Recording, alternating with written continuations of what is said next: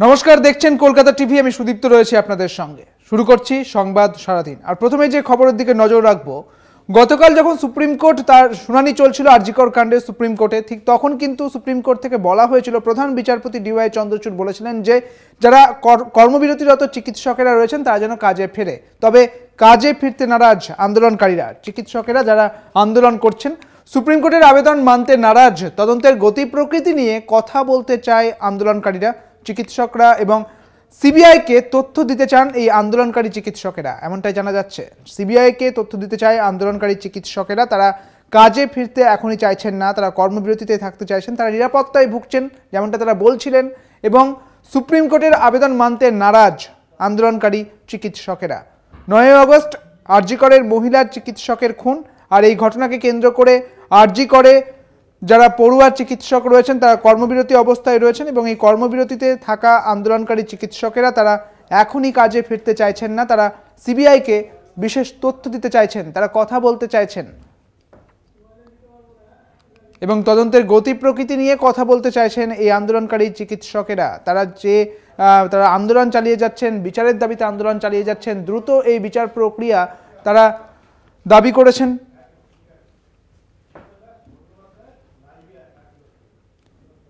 আরো বিস্তারিত জানবো, আমাদের সঙ্গে রয়েছেন সরাসরি আমাদের প্রতিনিধি দুর্গাদাস বন্দ্যোপাধ্যায়। দুর্গাদা, এই মুহূর্তে যে দাবি করছেন আন্দোলনকারী চিকিৎসকেরা, তারা বলছেন যে তারা কাজে ফিরতে চাইছেন না, তারা নিরাপত্তার অভাব বোধ করছেন এবং তারা সিবিআই এর কাছে তথ্য দিতে চাইছেন কিছু। কি বলছেন তারা? দেখো, একটা বিষয় হচ্ছে যে তুমি জানো যে গতকাল সুপ্রিম কোর্ট একটা বিষয়ে বলতে পারা যায় আবেদন করেছেন। এই জুনিয়র ডাক্তার যারা বেশ কিছুদিন ধরে এখানে আন্দোলন চালিয়ে যাচ্ছে এই ঘটনার প্রতিবাদে, তাদেরকে বলেছেন কাজে ফিরতে, অর্থাৎ রুগীকে এই চিকিৎসা পরিষেবা যাতে তারা স্বাভাবিক রাখতে পারে, সেই জন্য সুপ্রিম কোর্ট তাদের অনুরোধ করেছে। কিন্তু একটা বিষয় আজকে তারা পরিষ্কার করে দিলেন যে যে দাবির ভিত্তিতে যে কাণ্ড এখানে ঘটেছে, সেই কাণ্ডের যতক্ষণ না দোষী শাস্তি পাচ্ছে, একজন মাত্র এখনো পর্যন্ত অ্যারেস্ট হয়েছে, কিন্তু তারা মনে করে একজন এই ঘটনার সঙ্গে যুক্ত নয়, এর সঙ্গে আরও অনেকে যুক্ত রয়েছে। অতএব সেই পিন পয়েন্ট অ্যাকিউরেসিতে যতক্ষণ না পৌঁছানো যাচ্ছে, ততক্ষণ পর্যন্ত তারা বুঝতে পারছেন না যে তারা তাদের দাবি যথার্থভাবে সেই দাবি তাদের পূরণ হলো কি হলো না। পাশাপাশি তারা এখনো পর্যন্ত মনে করেন যে এই আরজিকর চত্বরের এখনো যা তমতমে পরিস্থিতি, তাতে তারা এখনো পর্যন্ত সেফ নন। যদিও ইতিমধ্যে সুপ্রিম কোর্টের নির্দেশে এখানে সেন্ট্রাল ফোর্সকে ডিপ্লয় করা হয়েছে, প্রচুর এখানে কলকাতা পুলিশ ডিপ্লয় করা হয়েছে, তা সত্ত্বেও তারা মনে করছেন যে তারা এখানে সেফ নন, তাদের নিরাপত্তার কিন্তু যথেষ্ট অভাব রয়েছে। পাশাপাশি এই ঘটনার যদি যে ঘটনা, নক্কারজনক ঘটনা এই আরজিকর হস্টেলের মধ্যে, আরজিকর হাসপাতালের মধ্যে ঘটেছে, সেই ঘটনার যদি নিরপেক্ষ তদন্ত না হয়, তাহলে ভবিষ্যতে আবার যে এই ঘটনার পুনরাবৃত্তি ঘটবে না, সেটাও কিন্তু তারা মনে করছেন। যে এই কারণেই আমাদেরকে পিন পয়েন্ট অ্যাকুরেসিতে পৌঁছতে হবে এবং যারা দোষী বা যারা দোষী তাদেরকে আইডেন্টিফাই করতে হবে, তাদেরকে গ্রেপ্তার করতে হবে এবং তাদেরকে দৃষ্টান্তমূলক শাস্তি দিতে হবে। এবং এটা যতক্ষণ না তারা পৌঁছচ্ছে, তারা আন্দোলন থেকে সরবেন না। যদিও বলেছেন যে সিনিয়র চিকিৎসকরা তারা যেমনভাবে ওপিডি থেকে শুরু করে এই ভেতরে যারা রুগী রয়েছেন তাদেরকে যেভাবে চিকিৎসা পরিষেবা দিয়ে আসছেন, সেটা তারা যেমন নর্মাল ভাবে বজায় রেখে যাচ্ছেন, সেইটাই তারা বজায় রাখবেন। কিন্তু পুরোপুরিভাবে যে চিকিৎসা পরিষেবায় ফেরার কথা সুপ্রিম কোর্টে বলেছে, এক্ষুনি কিন্তু তারা সেই জায়গায় ফিরতে পারবেন না। এবং আজকে 10 জনের একটি প্রতিনিধি দল তারা তৈরি করছেন, নিজেরা ঠিক করছেন সিনিয়রদের নিয়ে, তারা সিবিআই অফিসে সিজিও কমপ্লেক্সে যাবেন এবং সে নির্দিষ্ট সময়ে যেটা সিবিআই এর পক্ষ থেকে জানানো হবে, এই 10 জনের টিম যাবে এবং গিয়ে তারা জানবে যে এখনো পর্যন্ত সিবিআই যে ইনভেস্টিগেশনের দায়িত্ব নিয়েছে তার গতি প্রকৃতি কি, তার রূপরেখা কি, তারা কতটা পিন পয়েন্ট অ্যাকুরেসির দিকে পৌঁছতে পারলেন, এই বিষয়গুলিতে যেমন উঠে আসবে, সেখানে তারাও জানতে চাইবে এবং তারা নিজেরা যদি সহযোগিতা চান এই সিবিআই এর পক্ষ থেকে, সেই সিবিআইকেও তাদের কাছে যে তথ্য রয়েছে সেই তথ্য শেয়ার করবেন, এটা তারা মানসিকভাবে প্রস্তুতি নিয়েছেন। ফলে বুঝতেই পারছো যে সমস্ত কিছু সরিয়ে তারা কিন্তু চাইছে ইনভেস্টিগেশনের গতি প্রকৃতি যাতে আরও দ্রুত হয় এবং পিন পয়েন্ট অ্যাকিউরেসিতে যাতে দ্রুত পৌঁছানো যায় সেই বিষয়টিকে তারা নিশ্চিত করতে চাইছেন। তারাও চাইছেন এইটা নিশ্চিত হওয়ার পরেই তারা চিকিৎসা পরিষেবার মধ্যে। একদমই দুর্গা, তুমি আমাদের সঙ্গে থাকো। এই মুহূর্তে শোনাবো যে আন্দোলনকারী চিকিৎসকেরা তারা ঠিক কি বলেছেন নিরাপত্তা নিয়ে, তারা কি বলছেন শুনুন।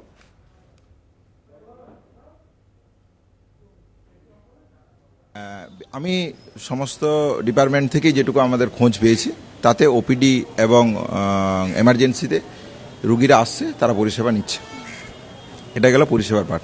দ্বিতীয় কথা হচ্ছে যে মূলত আমাদের এবং কাল রাজ্য সরকারের পক্ষ থেকে কিছু পদক্ষেপও নেওয়া হয়েছিল রিগার্ডিং আমাদের দ্বিতীয় যেটা ডিমান্ড ছিল সেই ডিমান্ডের উপর বেস করে, সেটাকে আমরা স্বাগত জানিয়েছি, ওয়েলকাম করছি। কিন্তু তারপরেও যেটা বলতে চাইছি সেটা হচ্ছে যে এই ঘটনার সাথে একটা আরজি করের প্রিমিসেসের মধ্যে একটা চেস্ট মেডিসিন ডিপার্টমেন্টের সেমিনার রুমে এরকম একটা ঘটনা ঘটলো, তাহলে এই ঘটনার মোটিভ কী ছিল, এই ঘটনার উদ্দেশ্য কী ছিল, সেটা যদি আমি না জানতে পারি তাহলে আমি সিআইএসএফ দেওয়া হোক, সিআরপিএফ দেওয়া হোক, কলকাতা পুলিশ সবাই এখানে চলে আসুক, আর্মি নেভি যেই আসুক না কেন, ওই উদ্দেশ্যটা না থাকলে যে কোনো দিন এই ঘটনা ঘটতে পারে আবার।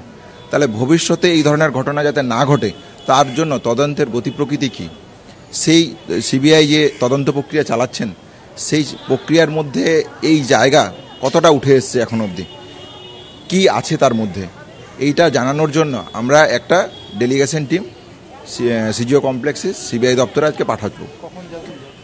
আমরা তাদের সাথে কথা হয়েছে, তারা আমাদেরকে একটা টাইম জানাবেন বলে বলেছেন। যে মুহূর্তে সময় টাইম জানাবে সেটা আমি আপনাদেরকে জানাতে পারবো। এইটা 10 জন যাচ্ছে।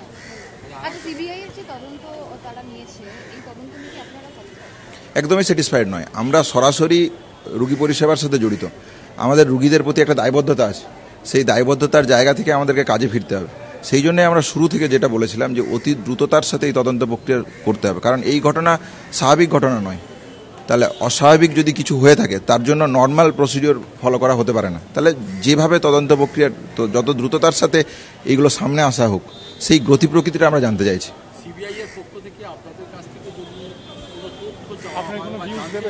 সব রকমের সহযোগিতা আমরা শুরুর দিন যেদিন এখানে একজন অফিসার এসেছিলেন তার সাথে যা কথা হয়েছিল, আমরা সেই তদন্ত প্রক্রিয়াতে যা যা ওনারা চেয়েছেন আমরা তাই দিয়ে হেল্প করছি, এবং ফার্দার যদি কিছু থাকে তাহলে আমরা সেটা দেবো, কোনো অসুবিধা নেই। কটা নাগাদ যেতে পারেন সেটা কি কোনো আইডিয়া আছে?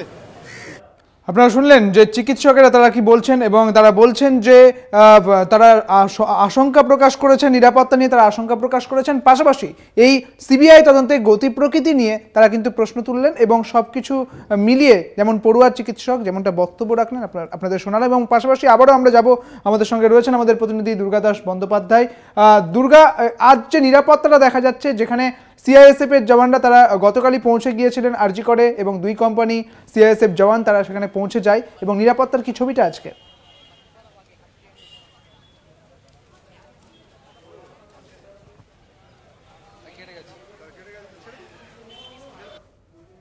যোগাযোগ বিচ্ছিন্ন হয়ে গিয়েছে আমাদের প্রতিনিধির সঙ্গে, আবার আমরা যোগাযোগ করার চেষ্টা করব। আপনাদের জানিয়ে রাখি, এখনই কর্মবিরতিতে না পড়ুয়া চিকিৎসকেদের, তারা বলছেন যে তারা কিছু তথ্য দিতে চাইছেন সিবিআই এর হাতে, তারা গতি প্রকৃতি নিয়েও তারা প্রশ্ন তুলেছেন সিবিআই এর এই